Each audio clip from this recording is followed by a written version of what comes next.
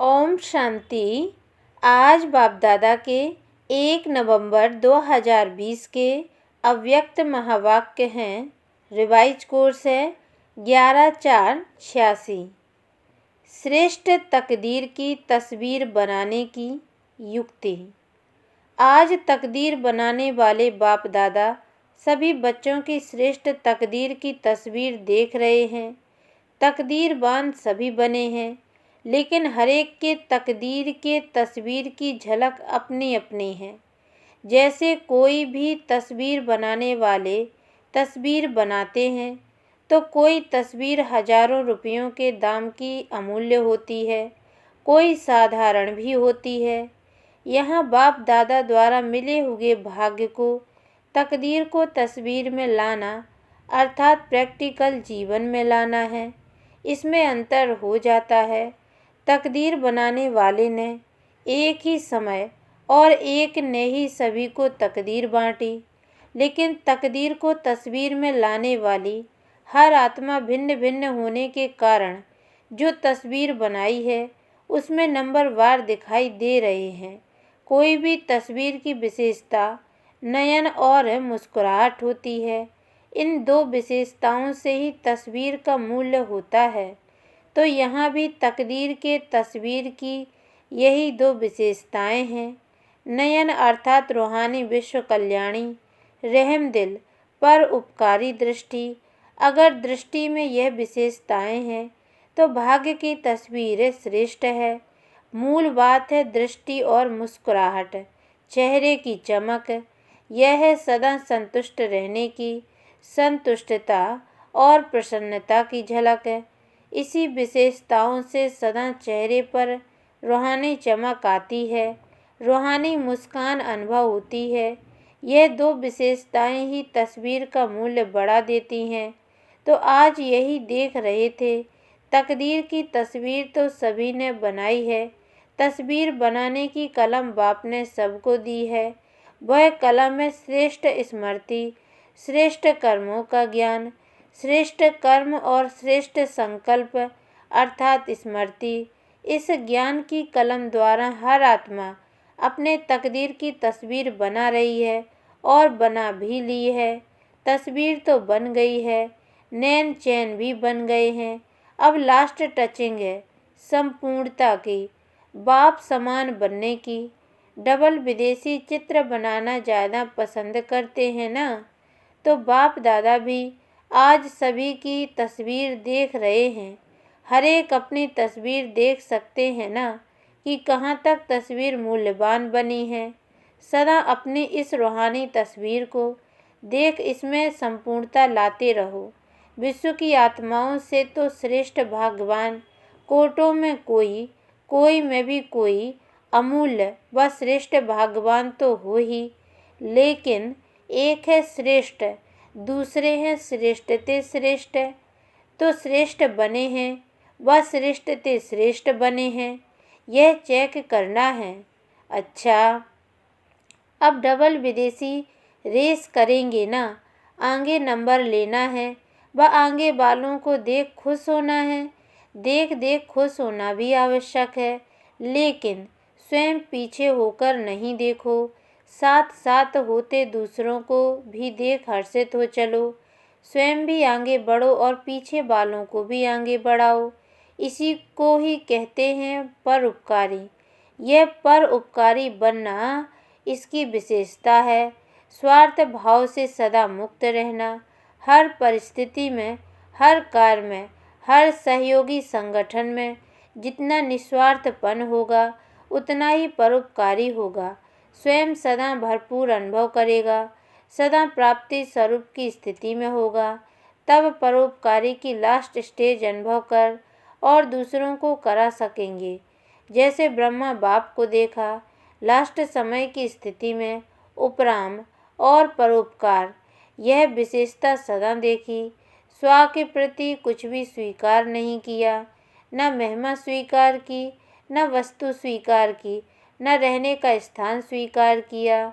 स्थूल और सूक्ष्म सदा पहले बच्चे, इसको कहते हैं परोपकारी। यही संपन्नता की, संपूर्णता की निशानी है। समझा?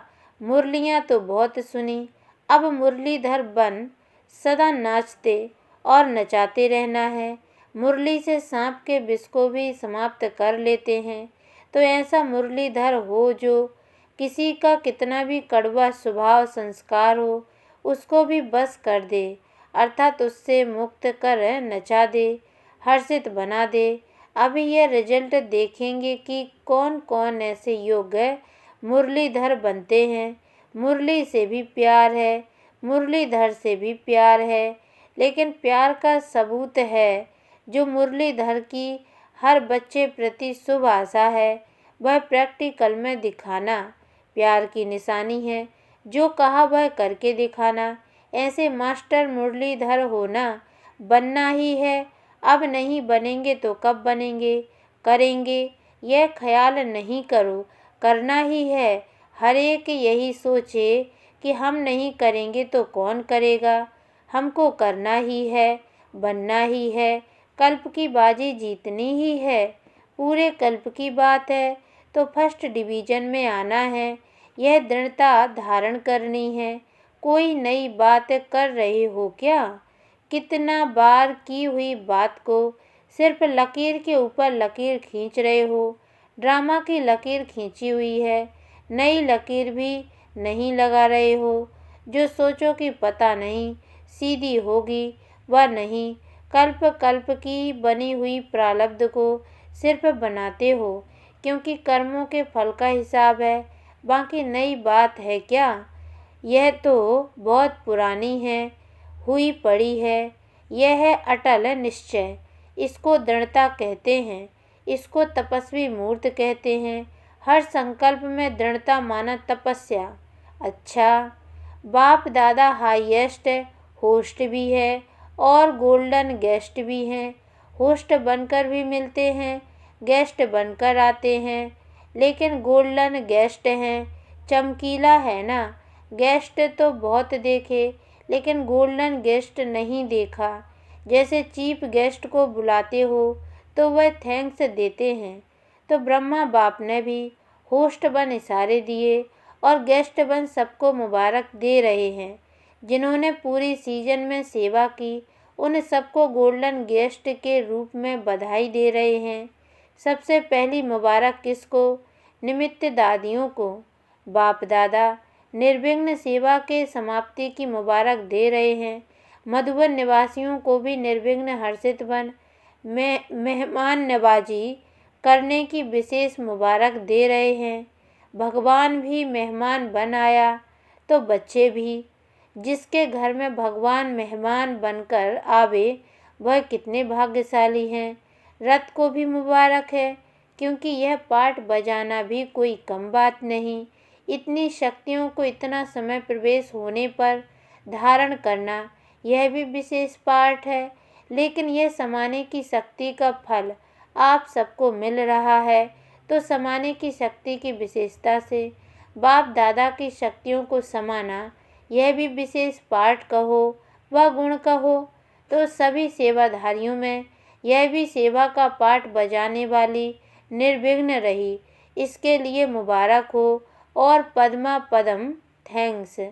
डबल विदेशियों को भी डबल थैंक्स, क्योंकि डबल विदेशियों ने मधुबन की शोभा कितनी अच्छी कर दी। ब्राह्मण परिवार के श्रृंगार डबल विदेशी हैं।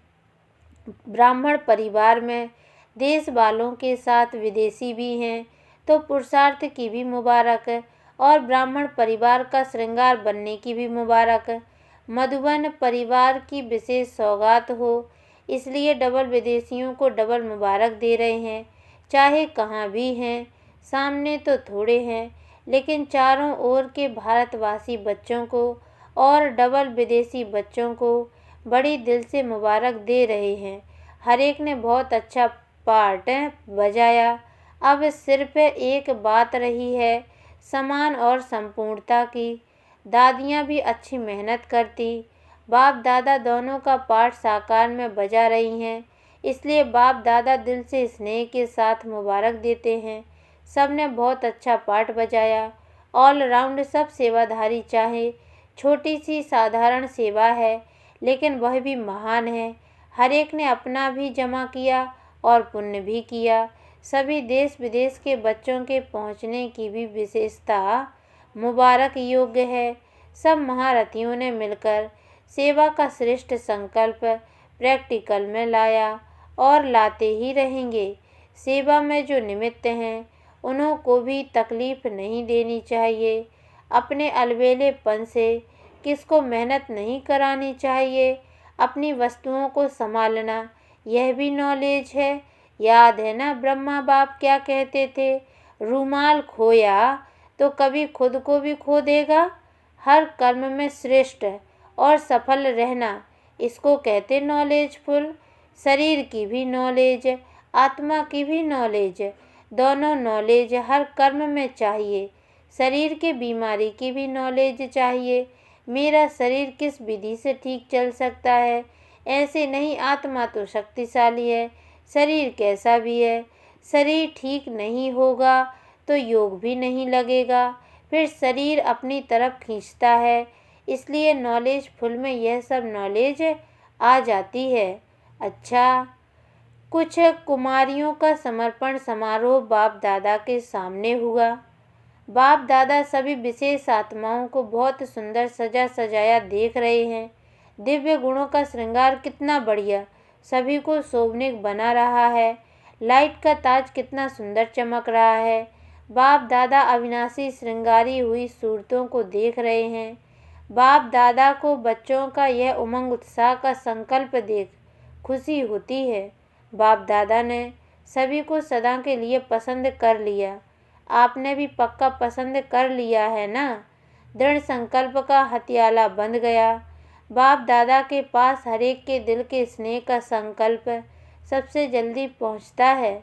अभी संकल्प में भी यह श्रेष्ठ बंधन ढीला नहीं होगा। इतना पक्का बांधा है ना, कितने जन्मों का वायदा किया। यह ब्रह्मा बाप के साथ सदा संबंध में आने का पक्का वायदा है और गारंटी है कि सदा भिन्न नाम रूप संबंध में 21 जन्म तक तो साथ रहेंगे ही। तो कितनी खुशी है, हिसाब कर सकती हो। इसका हिसाब निकालने वाला कोई नहीं निकला है। अभी ऐसे ही सदा सजे सजाए रहना, सदा ताजधारी रहना और सदा खुशी में हंसते गाते रूहानी मौज में रहना। आज सभी ने दृढ़ संकल्प किया ना कि कदम पर कदम रखने वाले बनेंगे। वह तो स्थूल पाँव के ऊपर पाँव रखती हैं, लेकिन आप सभी संकल्प रूपी कदम पर कदम रखने वाले। जो बाप का संकल्प, वह बच्चों का संकल्प। ऐसा संकल्प किया, एक कदम भी बाप के कदम के सिवाय यहाँ वहाँ का ना हो। हर संकल्प समर्थ करना, अर्थात बाप के समान कदम के पीछे कदम रखना। अच्छा, विदेशी भाई बहनों से जैसे विमान में उड़ते उड़ते आए, ऐसे बुद्धि रूपी विमान भी इतना ही फास्ट उड़ता रहता है ना। क्योंकि वह विमान सरकमस्टांस के कारण नहीं भी मिले, लेकिन बुद्धि रूपी विमान सदा साथ है और सदा शक्तिशाली है, तो सेकंड में जहाँ चाहे वहाँ पहुँच जाए। तो इस विमान के मालिक होना, सदा यह बुद्धि का विमान एवर रेडी हो, अर्थात सदा बुद्धि की लाइन क्लियर हो। बुद्धि सदा ही बाप के साथ शक्तिशाली हो, तो जब चाहेंगे तब सेकंड में पहुँच जाएंगे। जिसका बुद्धि का विमान पहुँचता है, उसका वह भी विमान चलता है। बुद्धि का विमान ठीक नहीं तो वह विमान भी नहीं चलता। अच्छा, पार्टियों से मुलाकात पहली पॉइंट है। सदा अपने को राजयोगी श्रेष्ठ आत्माएं अनुभव करते हो। राजयोगी अर्थात सर्व कर्मेंद्रिय के राजा, राजा बन कर्मेंद्रियों को चलाने वाले, ना कि कर्मेंद्रियों के बस चलने वाले। जो कर्मेंद्रियों के बस चलने वाले हैं उनको प्रजा योगी कहेंगे, राजयोगी नहीं। जब ज्ञान मिल गया कि यह कर्मेंद्रियां मेरे कर्मचारी हैं, मैं मालिक हूँ, तो मालिक कभी सेवाधारियों के बस नहीं हो सकता, कितना भी कोई प्रयत्न करे। लेकिन राजयोगी आत्माएं सदा श्रेष्ठ रहेंगी, सदा राज्य करने के संस्कार अभी राजयोगी जीवन में भरने हैं। कुछ भी हो जाए, यह टाइटल अपना सदा याद रखना कि मैं राजयोगी हूँ। सर्वशक्तिवान का बल है, भरोसा है, तो सफलता अधिकार रूप में मिल जाती है। अधिकार सहज प्राप्त होता है, मुश्किल नहीं होता। सर्व शक्तियों के आधार से हर कार्य सफल हुआ ही पड़ा है। सदा फकुर रहे कि मैं दिल तख्त नशीन आत्मा हूँ। यह फकुर अनेक फिक्रों से पार करा देता है। फकुर नहीं तो फिकर ही फिकर है, तो सदा फकुर में रह। वरदानी बन, वरदान बांटते चलो। स्वयं संपन्न बन, औरों को संपन्न बनाना है। औरों को बनाना अर्थात स्वर्ग के सीट का सर्टिफिकेट देते हो, कागज का सर्टिफिकेट नहीं, अधिकार का। अच्छा, दूसरी पॉइंट है, हर कदम में पद्मों की कमाई जमा करने वाले अखुट खजाने के मालिक बन गए। ऐसे खुशी का अनुभव करते हो, क्योंकि आजकल की दुनिया है ही धोखेबाज। धोखेबाज दुनिया से किनारा कर लिया। धोखे वाली दुनिया से लगाव तो नहीं। सेवा अर्थ कनेक्शन दूसरी बात है, लेकिन मन का लगाव नहीं होना चाहिए। तो सदा अपने को तुच्छ नहीं, साधारण नहीं, लेकिन श्रेष्ठ आत्मा है। सदा बाप के प्यारे हैं, इस नशे में रहो। जैसा बाप है वैसे बच्चा। कदम पर कदम रखते अर्थात फॉलो करते चलो तो बाप समान बन जाएंगे। समान बनना अर्थात संपन्न बनना ब्राह्मण जीवन का यही तो कार्य है। तीसरी पॉइंट है, सदा अपने को बाप के रूहानी बगीचे के रूहानी गुलाब समझते हो। सबसे खुशबू वाला पुष्प गुलाब होता है। गुलाब का जल कितने कार्यों में लगाते हैं। रंग रूप में भी गुलाब सर्वप्रिय है। तो आप सभी रूहानी गुलाब हो। आपकी रूहानी खुशबू औरों को भी स्वतः आकर्षण करती है। कहाँ भी कोई खुशबू की चीज़ होती है तो सबका अटेंशन स्वतः ही जाता है। तो आप रूहानी गुलाबों की खुशबू विश्व को आकर्षित करने वाली है, क्योंकि विश्व को इस रूहानी खुशबू की आवश्यकता है। इसलिए सदा स्मृति में रहे कि मैं अविनाशी बगीचे का अविनाशी गुलाब हूँ, कभी मुरझाने वाला नहीं, सदा खिला हुआ।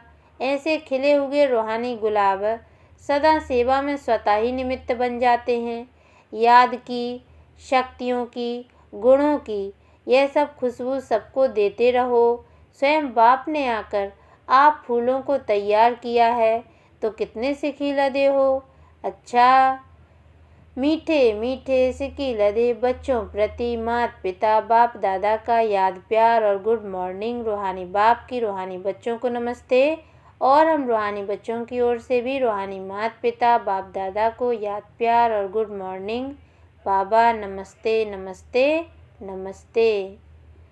वरदान, न्यारे और प्यारे बनने का राज जानकर राजी रहने वाले राजयुक्त भव।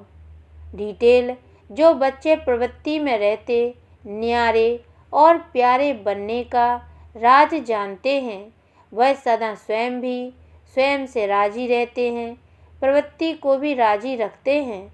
साथ साथ सच्चे दिल होने के कारण साहिब भी सदैव उन पर राजी रहता है। ऐसे राजी रहने वाले राजयुक्त बच्चों को अपने प्रति व अन्य किसी के प्रति किसी को काजी बनाने की ज़रूरत नहीं रहती, क्योंकि वह अपना फैसला अपने आप कर लेते हैं। इसलिए उन्हें किसी को काजी, वकील या जज बनाने की ज़रूरत ही नहीं।